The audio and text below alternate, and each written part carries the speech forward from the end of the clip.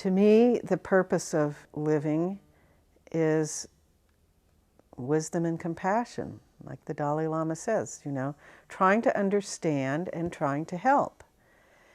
And BZC provides kind of a structure for that, and it's anti-materialistic. It gets away from, in a consumer-oriented society where the most important thing is making money and rushing around. It's the opposite. It's sitting down, be quiet, try to live simply, and don't get submerged by the things of this world. Don't try to amass riches. Don't look for fame and fortune. Just try to sit quietly, feel that connection to the universe, and then do what you can. Do what you can to help. I would like to see it replicated all over the country, really.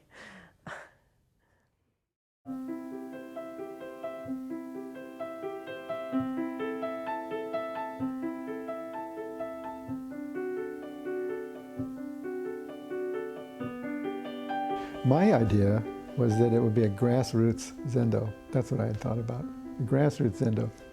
We didn't ask, rich people for money. I wanted us to have us supported ourselves and put the energy into doing that, and that the Zendo would grow out of our own desire to do something. I consider everybody at Zen Center my teacher, but I consider Mel as officially my teacher. The job of keeping the same practice and adapting it to what we have in Berkeley has been a masterful job. And I don't know whether he did it consciously or unconsciously, trying something and trying something else and seeing what worked and what didn't, and having people come and go and be happy and unhappy. I think he just patiently worked with it over the decades, trying to find a way to practice that could be done by people in this society.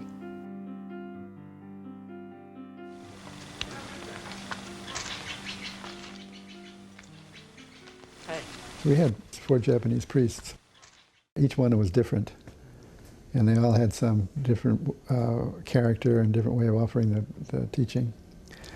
And they're all very kind and very wonderful people. But Suzuki Roshi, a very unique person. He saw us as we were, and he really felt that we were very innocent, and he liked the fact that we didn't know anything, and that he could work with us without baggage. There was a little group in Berkeley of students of Suzuki Roshi, and they would have a Monday morning zazen and breakfast and lecture. Suzuki Roshi would come over. That was very intimate and nice, but it kind of went from one person's house to another. He asked me if I would find a place, and it was a place on Dwight Way. There would be times when there were just 4 or 5 of us in this little living room that he had set up as a Zendo.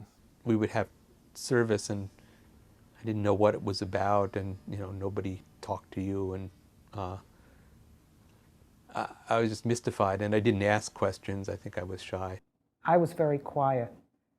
I didn't interact with a lot of people. I was a bit intimidated by the forms there, and what I felt was a kind of strictness and formality. So I remained a bit in the shadows, practicing quietly, mostly by myself. An important feature about it was that it had an unfinished attic, and it came up to the 4 corners came up to a point in the roof. All the way around the bottom was open, and so I put a screen there, but you could see the light, So it was a wonderful Zendo. It was warm, it was peaceful, it was comforting, it was supportive. We climbed up those attic stairs into the famous attic and sat there under the eaves. And I loved it. I loved the atmosphere of the place. So it became like a family, you know, a very, very sweet and quiet group.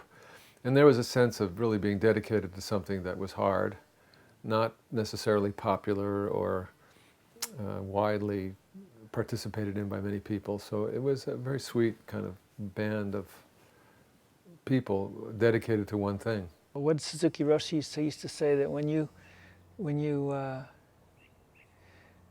sit, you should have a nice warm feeling. And that's due to the place and what people have done in it and the people that are around you, and it's all that stuff that you could call a vibe. You know, it had a good vibe.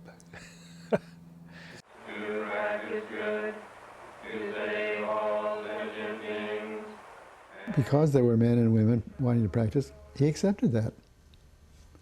And because there were lay people who wanted to practice, he accepted that. So he just went with what came to him, right? He didn't try to do anything. He simply worked with the people that came to him, and they were lay people. You know, he was very happy that they all wanted to sit zazen, which is, you know, very different. So he just put up with the problems, you know, and helped us develop the problem. And we have all the problems that go with that. Well, the big problem is, how do we practice in America?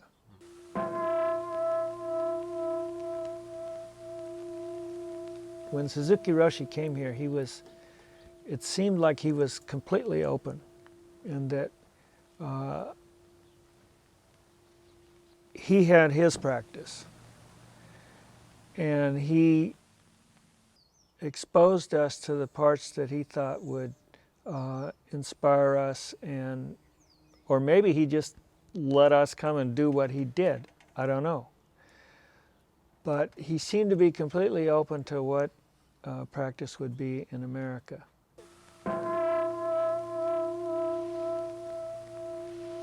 Suzuki Roshi used to say, even though this looks Japanese, it's not.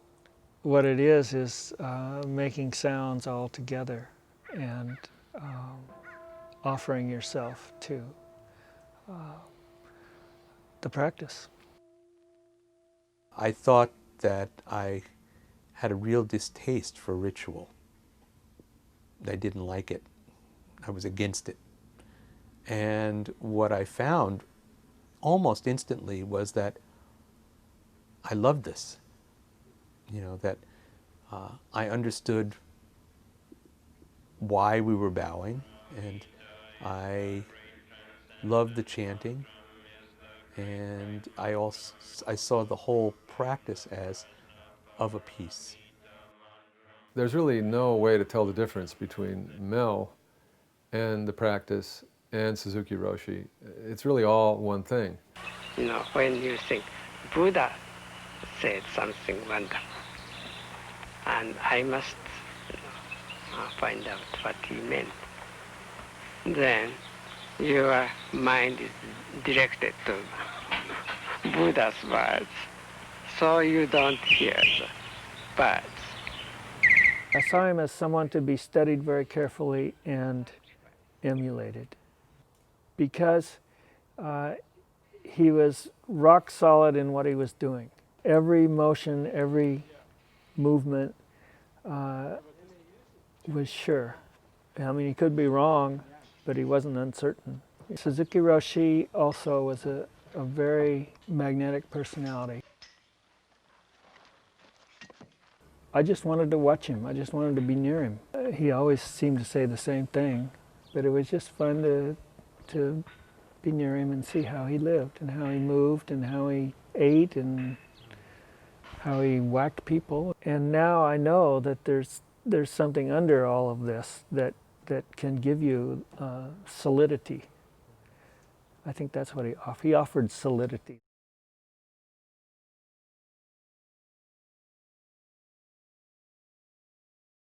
What's so good about Berkeley Zen Center is its stability.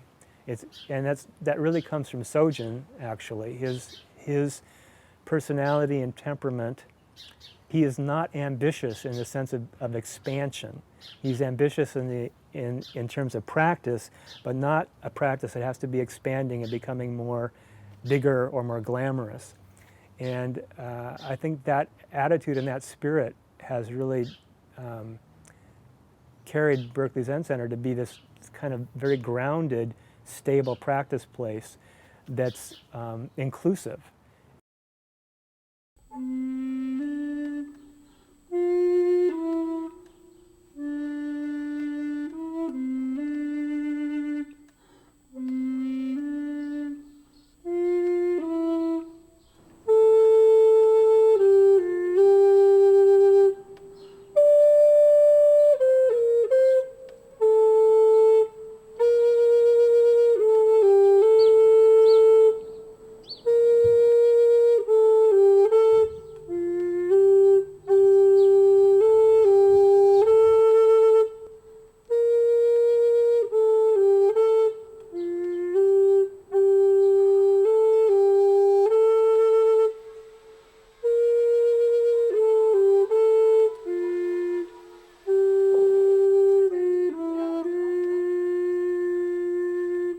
A big transition point from Dwight Way to Russell Street was having to think about how to accommodate what we wanted to do.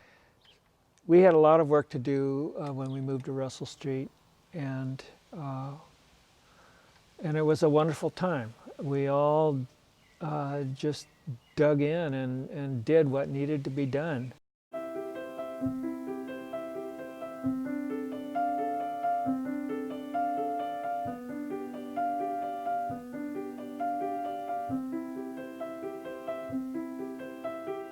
We had a committee of about, I think there was like 7 people, maybe 8 people, including Sojin. And they spent like almost 6 months arguing because there were so many different possibilities about how to build a Zendo. But I know that what we wanted was something that was going to be simple, not complicated, not fancy, and, you know, solid.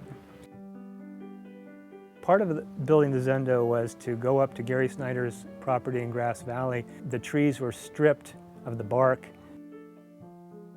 and those are used for the pillars in the Zendo.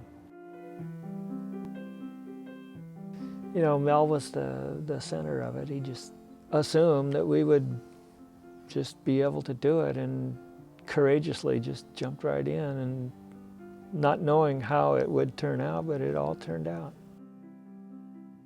That's the time when I really became connected to everyone there. It's a way of practice, working together, that I really have a lot of respect for. And it sort of makes us realize that we're all the same stuff, that there's no separation between us. It's good practice, and it's good for getting stuff done.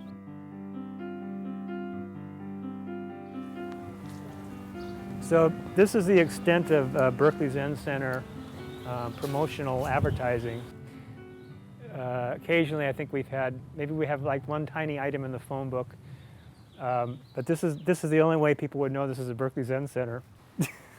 We could probably do a little bit of refurbishing on it, but it's kind of nice that we don't feel the need to make a big deal about Zen Center, but it may be a little bit overly modest.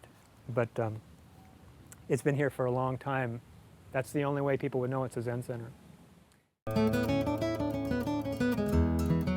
It's always seemed to me like the best thing to do with my life is to be involved in a practice group that integrates everyday lay life with Zen practice. I've always thought that's a really good way to live a life, and also I'd like to make that available to other people as well. The practice life is integrated with their kind of society. That would be an ideal society.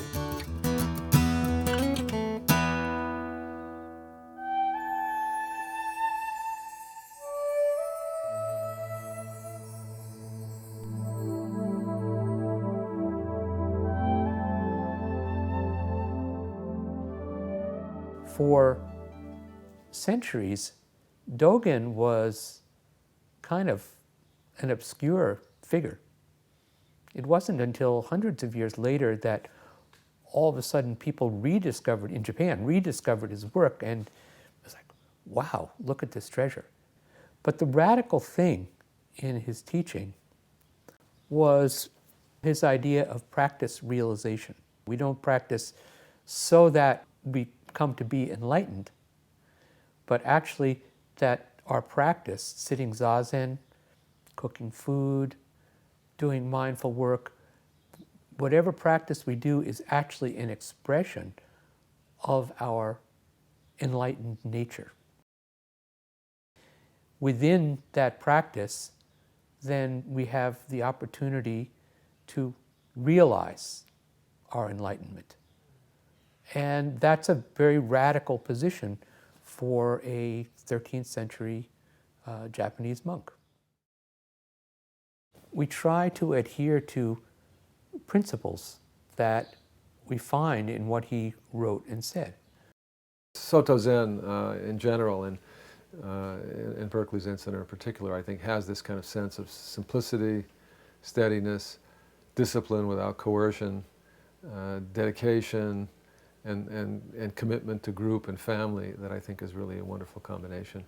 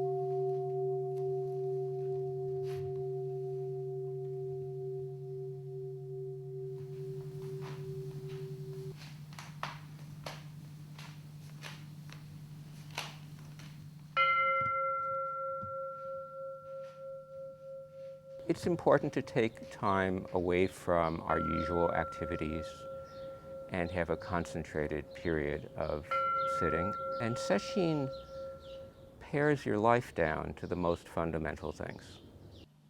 Like you hone a knife. You go out and you work in the world and you use the knife of your practice, Manjushri sword, to cut through things and clear a path, and it gets dull. That's the way of things. So you come back to Sesshin and you hone it. They're opportunities for concentrated effort and awareness. We don't practice with a goal. We practice with the arising of whatever comes up in our minds,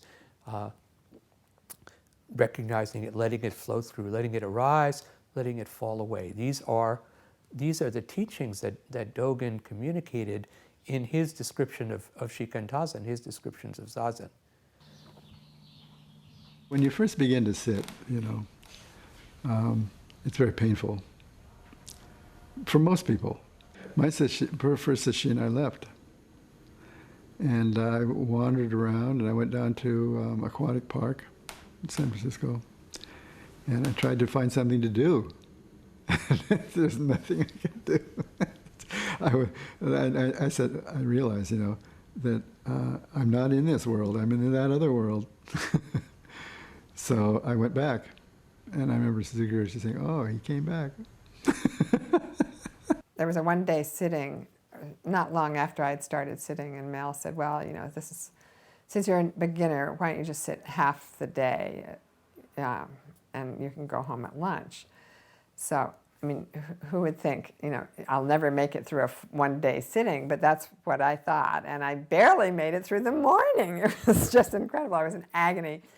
And my knees were killing me, and my breathing was all strange, and I felt really dizzy, and I actually fainted sort of in the middle of the morning and had to put my head down on the floorboards. And I made it to lunch and staggered home to lunch. And I had a housemate at the time who had had a little bit of experience with Zen practice, but not much. But he said, "Oh, how was your sitting?" And I said, "Oh, that was the hardest thing I've ever done in my life." And he said, "Oh my gosh, I don't see what's so hard about sitting around on a soft cushion for a few hours. And I just wanted to strangle him. Suzuki Roshi said, oh, sometimes the pain comes, you know. Well, it comes all the time for some of us. Taking a new position, it's an extreme position for a pretty long period of time, your body's not used to that, so you have to become accustomed to it. Zazen is about non-duality. It's not about preference. It's not about what you like or you don't like. And it's pain is, what we call pain, is part of life. So we don't ignore that which is so integral to our life. We just have to sit there and figure it out. And you can't exactly figure it out either. You come up with all of the, you know, ideas you have about how to deal with it. None of them work. You know, nothing, praying doesn't work. Nothing works. The only thing that works is opening up and letting go. One of the things that's nice about sesshin is, I think almost invariably, you feel closer to everybody because of the difficulties that you have with each other during sesshin and working through those. In sesshin, things get magnified. I remember one sesshin early on, I got a note from the sesshin director. One of the people next to you is being disturbed because you're breathing too loud. And it was like, you know. And so then for the next few sittings, it was, okay, don't breathe too loud. What do you mean? Wait, but I'm not supposed to interfere. Well, but, wait, why are they doing this? You know? This is the reality of our lives, is that we're always interacting with people. And Sangha actually doesn't refer to just people, it's all beings. It's a wonderful way of learning how to interact, and that's who we are. We don't exist separate. I mean, that's maybe the core teaching of Buddhism. I don't exist as a separate thing, but only as one interaction after another interaction after another interaction. And that's all sesshin is.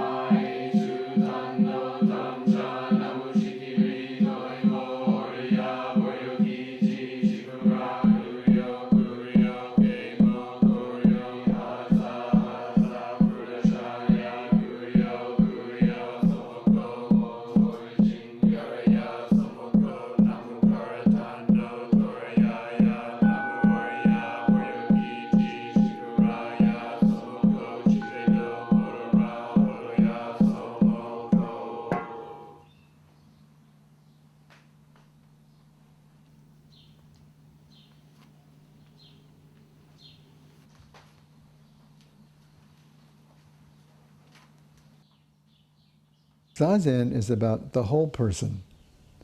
It's not just about the part that you like or the part that that you would like to have. It's about riding on the road without tires sometimes, you know, or the sharks are eating your legs. I remember I used to think, now here come the sharks, they're eating my legs.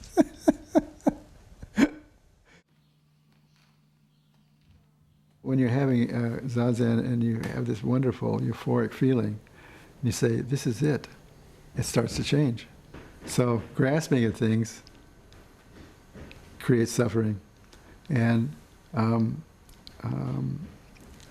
aversion to things becomes suffering. So grasping and aversion are the two aspects that we're always dealing with 24 hours a day. What to take up and what to let go of, right? Or resist. Zazen is about the non-duality of grasping and rejecting. people ask me, well, how should I approach sesshin, you know? And I say, don't even think about it. When the time comes, you just get up in the morning, you don't even think about it. You just go and sit down. And that's the attitude you have all the way through sesshin. You don't know what's coming next. You don't wish for anything next. You know, if you look, say, oh, 7 days? No, it's just one moment after another. Then sesshin is just fine.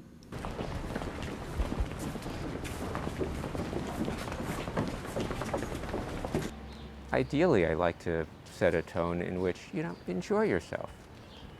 And, you know, how do you enjoy yourself in a sesshin when your legs are hurting and it's hot and it's this and it's that?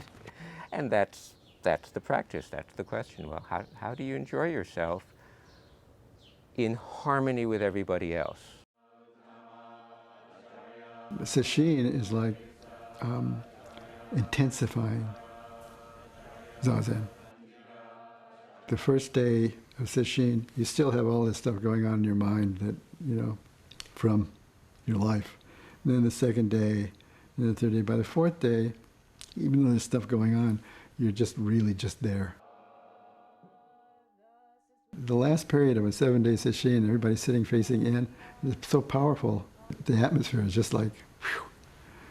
And then, you know, there's something everybody understands, you know, without saying a word. There's no other world. It's just this. It's like really total immersion, deeper and deeper. So it's a really deep soak in reality. I take refuge in Sangha. May all living beings support harmony in the community, free from hindrance.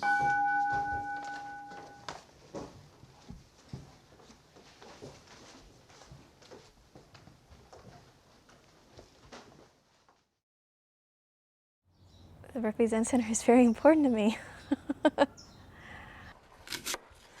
is a place that has really changed my life, has had more to offer than I think I could ever give back, but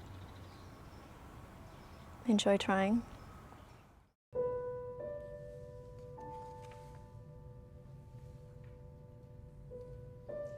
So today we're going to have 3 pots.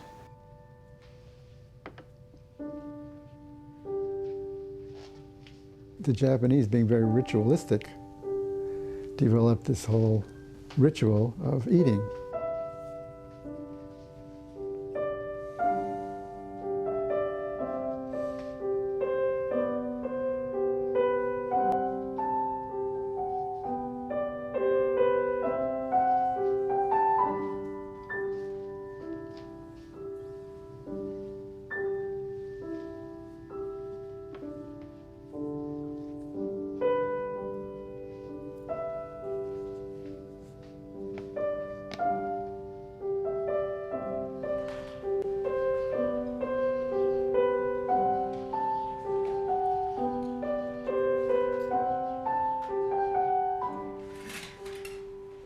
Originally, monks had one bowl, a robe and a bowl. So they would go around begging with the bowl before noon, and then eat their meal at noon. The first bowl is the oryoki bowl, which means the bowl which holds just enough. Buddha's head, we call it. It was brought here to us by Suzuki Roshi when he came to America, and he showed us how oryoki was done, and it's been passed on through Sojin Roshi, who's our abbot, and so he brought the practice of oryoki, or formal eating, in the Zendo to us. You know, when we do eat, we sit in Zazen. So we're sitting in Zazen, and then this is like the emptiness side. Servers bring the food, which is the mundane side. We meet that with our Zazen. So Zazen and mundane activity become one. This is such a wonderful, kind of isolated activity that you can really see how the emptiness and form side merge into one activity. The connection between the server and the recipient can be very strong, and it's, I think, brought forth in the bow. The bottom of the bow, where you see there's a slight pause there. It's that where the connection is established. It's just a beautiful feeling, a kind of a oneness, partnership. Oryoki is a very good way to pay attention, to do one thing at a time, to wake up to what's in front of us. So it's moment by moment. It's kind of like a Baroque dance. However, things happen, and when things happen, then it becomes jazz, it becomes improvisation. I've been in situations where a server dropped the first pot and it went all over the floor, and so what do? Well, the highly stylized Baroque minuet is over, and now it's improvised. Take care of it. And so I enjoy that aspect of it too. Initially when I began, I was afraid of making mistakes. Whereas now, mistakes may happen, but I don't fret over them. If I forget to do something, then you just take care of it. That's part of the role of the head server, is to get people to relax, and when mistakes happen in the process of responding to the situation with kindness and compassion and modeling that for people. Shall we bow in?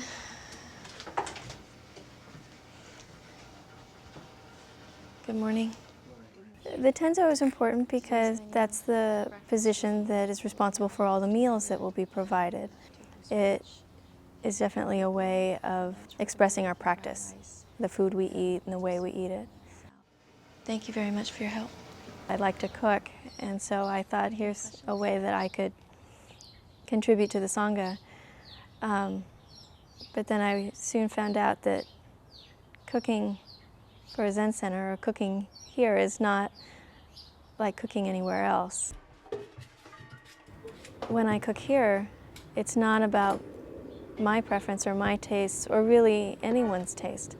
It's about the food and being present with the ingredients, just preparing it as simply and well as possible. I had to kind of change the way that I cook a little bit, but I was glad that I had that experience because it taught me a lot about appreciating the ingredients and appreciating the food itself. I gained much more insight on what it's like to really be present with food and with what we use to kind of nurture and sustain our lives. Dogen was very clear that the role of the tenzo was not an administrative role. The tenzo should be the one attending the rice. The tenzo was the one that should wash the rice, should be attending the soup and helping to wash the vegetables. To be as present with the raw ingredients as possible. Do you have your choice of chopping celery, carrots, washing lettuce, or chopping chard? Taking a grain of rice, putting it in some water, adding a little heat, and then when it's just right, taking the lid off, stirring it. I feel like in some ways this practice is doing the same to me. Cooking me very slowly. Innumerable labors brought us this food. May we know how it comes to us. Receiving this offering, let us consider whether our virtue and practice. No matter what you eat in oryoki meal, it doesn't taste the same in ordinary meal. You eat cereal ordinarily, and then when you eat it in oryoki, just a whole different quality. You become more connected with the food and with the serving, and the whole thing becomes a wonderful act of, this mundane thing called eating. And it's just ordinary food, not something special at all. Plain ordinary food becomes takes on this wonderful quality. Oh, come in. Sojin Roshi, what did you think of the meal today? Well, what did you think? How did you feel about it? I thought it was all right. I thought feeding the entire Sangha is a real honor. So the more I give of myself, I find the more I get back. I thought everything was good. Okay. Well, thank you very You're much. welcome. Thank you. My pleasure. And then on top of that, to take your practice and so directly be able to give it to others who then incorporate it into their practice and then watch the empty bowls of the emptiness go back into the kitchen afterwards it's quite a delight.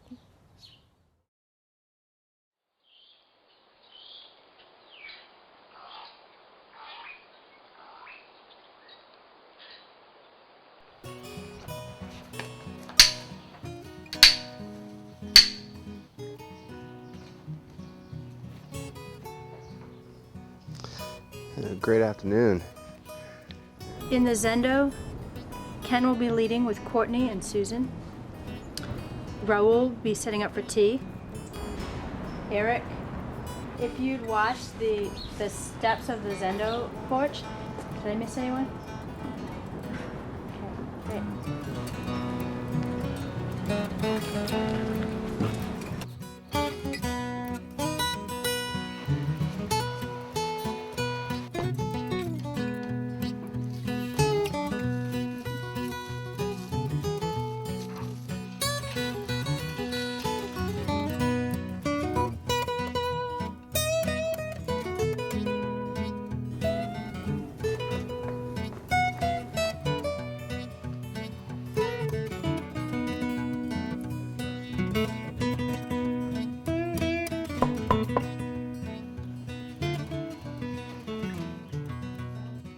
Cleaning up after people is what bodhisattvas do. Taking care of people's lives, even their excrement, is somewhat of an honor. I think intuitively we can understand why this is an important job. This is our community, and this is our family, a spiritual family. Sojin Roshi says that the Zendo is flexible because it gives us an opportunity to practice in the world right next to the Zendo. Work period is essential to letting yourself be taken by the way. I'm not the boss. I'm only here to tell you that you're the boss. Because it's just sort of give and take between trying to get things done and not completing the task. And that's cool. I'm okay with that, kind of. Nobody ever complains to me, and they don't gripe to me. They don't tell me this is boring, although they may think that. Like, oh, I don't want to do this, or I prefer not to work with this person often. These thoughts come up, and I think we know better as Zen students that this is a good opportunity to practice. Letting all that go, just doing what we've been assigned to do. There's a lot of enjoyment in that and ease in that. Okay, I have to do this. And maybe I want to do this, you know. Either way, it's okay. If the practice leader is seen as a position of importance, which it is, but one in which the person that holds it is the master, then I'm masquerading. One of my greatest fears about being work leader, I was given, or am given, tasks that I don't know how to do. Yeah, it's petrifying for me. I mean, I can sweep. That's basically all I know how to do. So it's still intimidating, although now there's such great love at the Berkeley Zen Center that it makes things easier. One of the highlights of the job is to get to take refuge in Sangha, give that vow a more concrete feeling. It makes the whole environment not so tense when people are like, we're just cleaning the temple. That's all. I guess one of the primary things that I've learned as a result of Zen practice is generosity. I was not a very generous person before I started practicing. And I'm a somewhat generous person, self-described now. And as far as, you know, being connected with all living things, I pretty much felt that my body stopped, you know, where my skin stopped. But now I realize it extends a little bit further than that.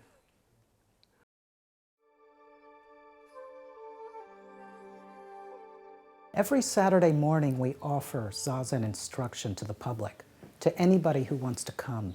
Now, if any of you have a difficulty with a kind of sitting posture with your legs crossed, let me know. You do. It's basically meditation practice, working with the body and the breath. It's the very simple nuts and bolts of Zazen practice.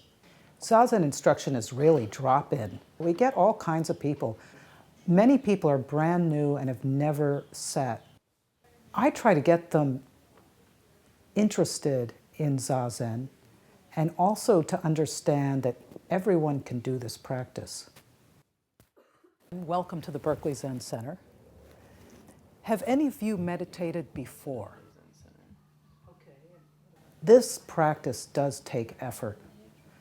It's not a question of taking on or a bunch of beliefs. It really does take effort, and practice is exactly what it says, practice. So we just give them the basic things that they need. They need to find a posture, to find their breath, to work with their own minds. The most common position is sitting with legs crossed on a cushion. Zazen is really about sitting in the present moment and whatever comes up with that. So that's why it's so simple, but not easy. Let's just try to sit comfortably. The whole idea of sitting still for 40 minutes scares a lot of people. What happens when your foot falls asleep? Or what happens when your mind is distracted? Or what happens when it's so noisy outside you think you could never find peace of mind? That's what Zazen is really about. Some people think that you have to be a tranquil person or that you're trying to achieve tranquility. It's really about how do I live my life right now, in this moment. We keep our hands in a position called a mudra. I love teaching Zazen instruction. And I love teaching beginners because they're so open-minded. Rest your left hand inside. It doesn't mean anything that, okay, you know, people have been coming for 15 years, 25 years, or they can talk about the history of Zen, or they've studied all the sutras. None of that really matters. It's really how we relate to the present moment. I'm not sure that everybody in the world would really like sitting in stillness the way that some of us do. One of the important teachings of the Buddha was that everyone is Buddha. Everyone has Buddha mind. So yes, this practice can be done by anyone. The emphasis here is you can wake up. It doesn't matter what robe you're wearing, if any. If you just throw yourself, this is a great phrase of Dogen's, if you throw yourself into the house of Buddha, you can wake up. And that's what, I think that's what we practice. That's what we try to practice.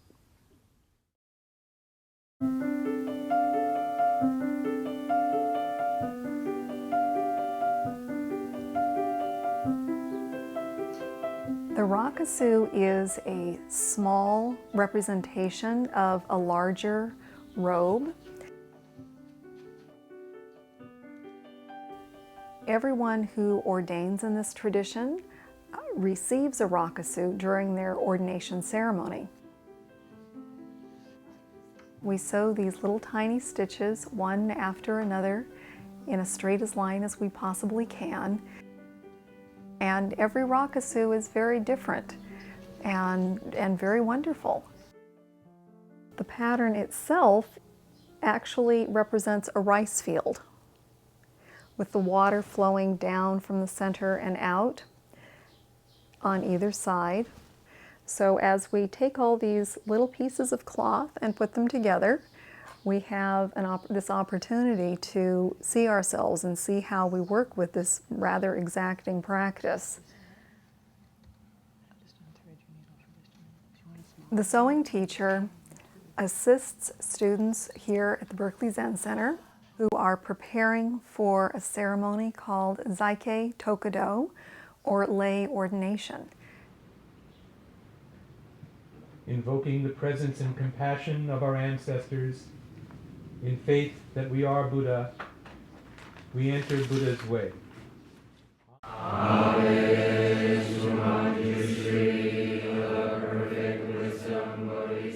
In a way, it's a process of learning about yourself, of relying on yourself in preparation for this practice, which is very much about learning to trust Buddha nature. In the time of the Buddha, you were allowed 3 robes and your bowl that you begged for food with. The robe is the essential clothing that you wear when you are practicing meditation, zazen, in this tradition. Mary Aduyi, your new Dharma name is Hong Kyo Jo Su. The robe is really the entire body of Buddha. It's considered that not much else is necessary except wearing the robe and sitting in zazen. In a way, the rakusu to me expresses to bring forth compassion, to say yes to what comes. Our teacher here at Berkeley Zen Center, Sojun Mel Weitzman, says that even perhaps when you're having trouble, put on your rakusu and it will help you. It seems to be an instantaneous reminder of the practice of being still. Now we open Buddha's robe of guilt for beyond form and emptiness, the Tathagata's teaching for all beings.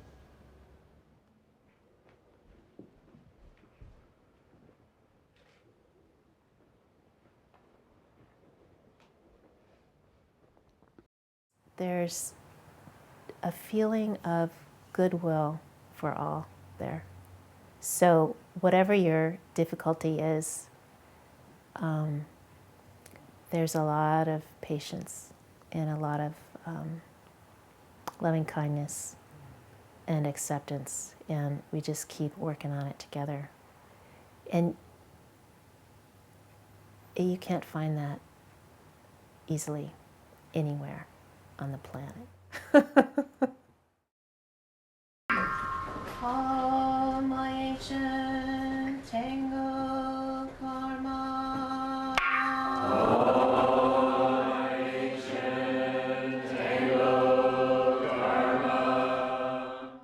We have this place on the calendar at the time of the full moon. The Bodhisattva ceremony is an opportunity for people to come together and I think really bear witness to our struggle, really, with the human condition. Homage to Shakyamuni Buddha.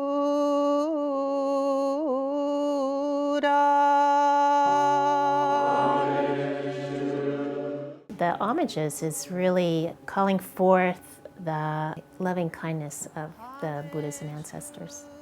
I make mistakes, please help me. I'm taking refuge, and because of you, Because of your loving kindness, I am able to enter this practice. I take refuge in Buddha.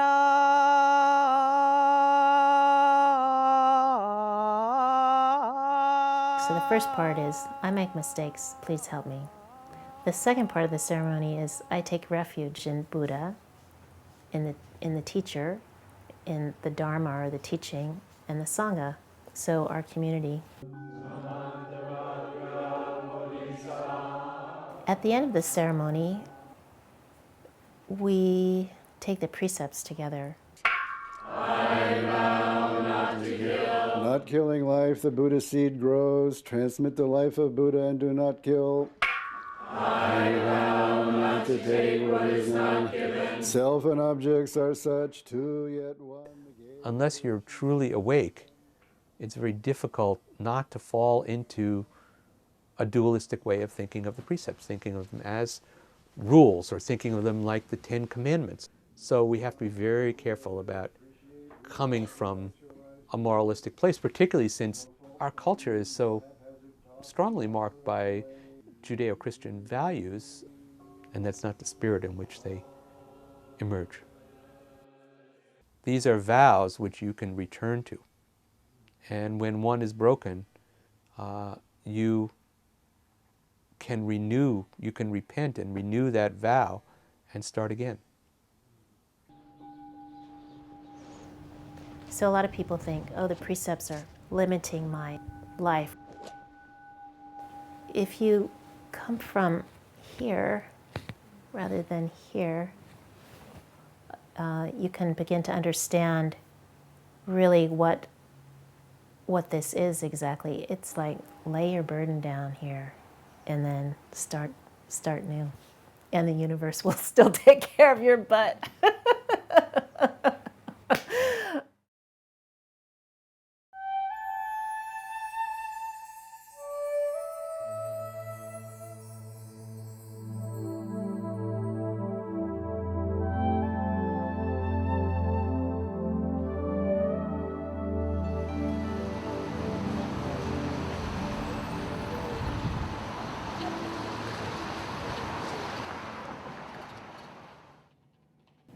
Here at the library, there are people with serious drug problems, people who have nowhere else to go. People often perceive me as an authority figure, as a security guard.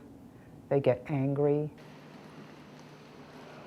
I have to continually see that person in a dignified way. I'm challenged here by emotions, feelings that come up. I am not calm a lot of the time. I actually look calm. That's what people tell me anyway. I look calm, but I don't feel calm. This is where beginner's mind comes in. As Zen students, we commit ourselves to practicing the Bodhisattva way, easing the suffering of other people. Berkeley Zen Center is oriented towards lay people. It's really a lay Sangha. And the way the schedule for Zazen works, it's very helpful for people who commute to a job to maintain a daily practice.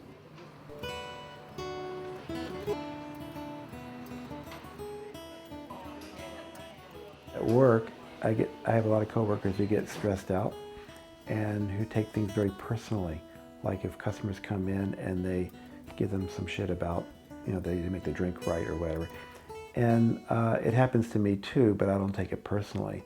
I realize that it's just a cup of coffee.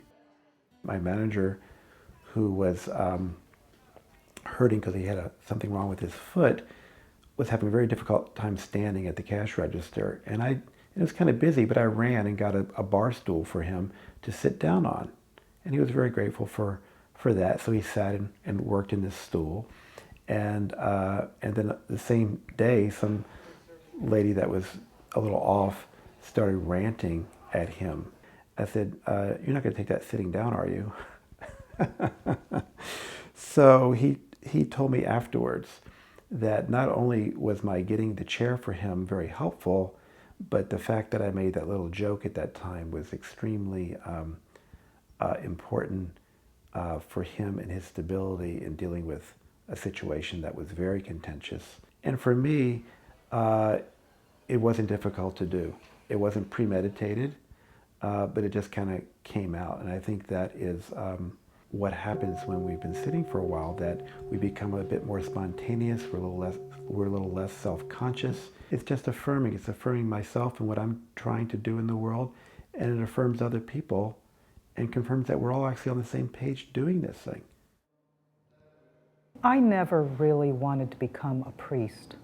I like practicing out in the world as an invisible bodhisattva. When I think about our primary practice, which is that of compassion and kindness, every moment is a possibility for that. And there's so many people out there in this world who really need help and need kindness, and we have the opportunity to give.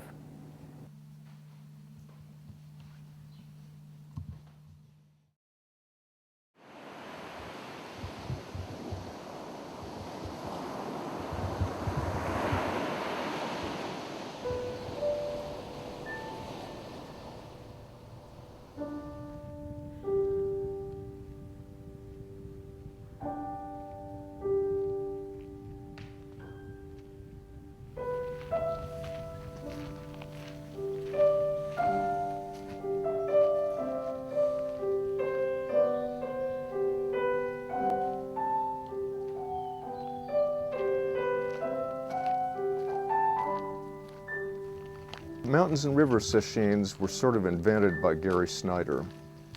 I went on one of those and I came back from that and I thought that was really great, and I mentioned it to Mel and to a few other people, and I've been doing that ever since. As we usually do on this expedition, we study Dogen Zenji's Mountains and Rivers Sutra.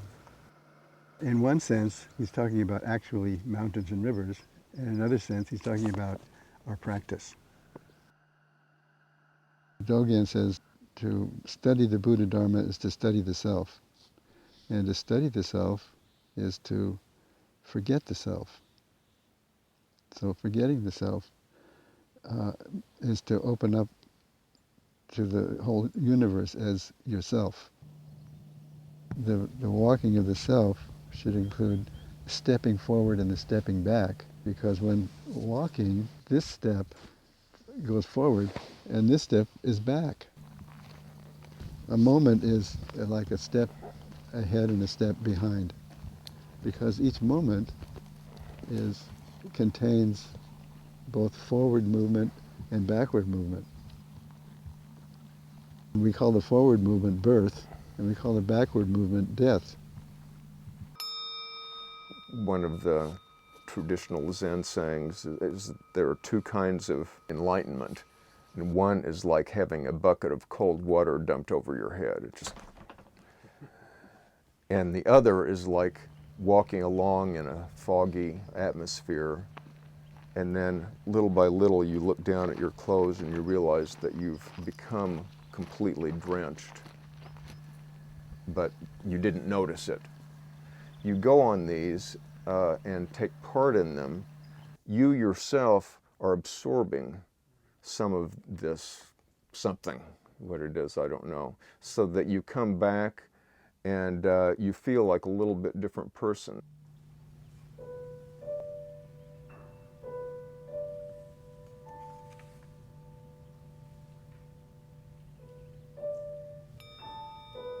Something only lasts for a moment. Even though we come here every year and it looks the same, but it always looks different. Since ancient times, wise people and sages have also lived by the water. When they live by the water, they catch fish, or they catch people, or they catch the way. These are all traditional water styles, and going further, they must be catching the self, catching the hook, being caught by the hook and being caught by the way.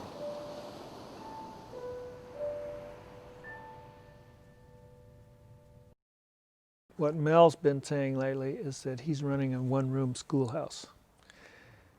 And he has all different grades, and he relates to everybody according to what their practice is. So he makes priests, and they have to stick around for 5 years or so. And he has a lot of older people who are not priests, and he has new people. And he's shown that you can create a practice place that has that whole spectrum. And I don't think that that's ever been done before. I think that is part of the adaptation of Zen Buddhism to this society. I'd always admired the people who were really into practice, lay people.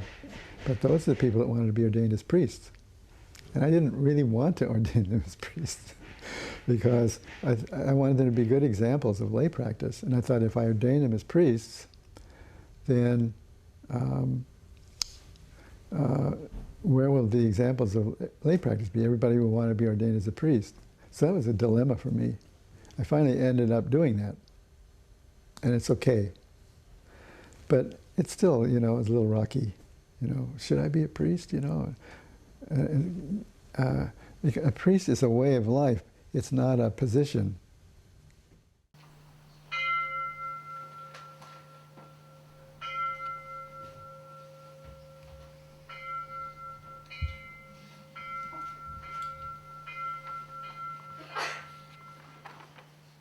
If you want to be a priest, that means you want to be a servant. So you have to serve the Sangha. That's your role.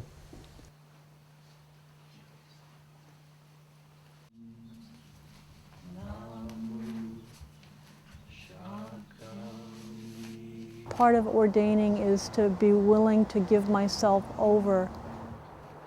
My whole life has really been opened up to be this path. It's just taken me a hell of a long time to figure that out.